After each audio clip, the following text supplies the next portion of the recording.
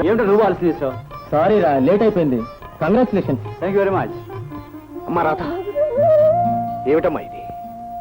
బాబాయ్, ఆ రోజు మీరు నన్ను ఆపకపోతే నేనెప్పుడో పోయి ఉండేదాన్ని. మీ కారణం వల్లే నాకు మళ్ళీ కొత్త జీవితం దొరికింది.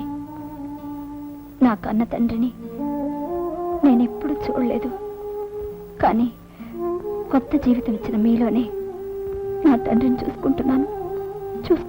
అమ్మా రాధ, బిడ్డను పోగొట్టుకున్న తండ్రిని గనకనే నువ్వు నాకు బిడ్డలా అనిపించావు.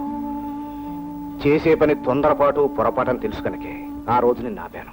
ఇప్పటికైనా అర్థమైందా? సమస్యలకు పరిష్కారం చావు కాదు, బతకడమే.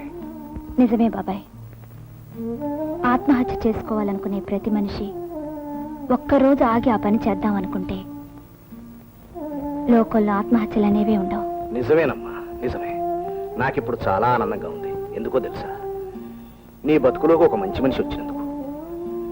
మీ ఇద్దరి కాపురం కలకల్లాడుతూ ఉండాలమ్మా. ఏంటిది, మీరు వస్తున్నారు కదా మేము బయటికి వెళ్ళిపోతే మీరు ఇక్కడ ఆగిపోయారు? ఇలా అయితే నాకు అస్సలు అస్సలు కుదరదు. అరే బాబాయ్, నీ కుదరపోతే నష్టమే లేదు కానీ సార్ మనం బయలుదేరదాం. చూడు దీపక్, మీ పెళ్లికి నేను ఇచ్చే బహుమతి ఏమిటో తెలుసా? వైజాగ్లో మన పత్రిక ఓ బ్రాంచ్ ఆఫీస్ ఉంది.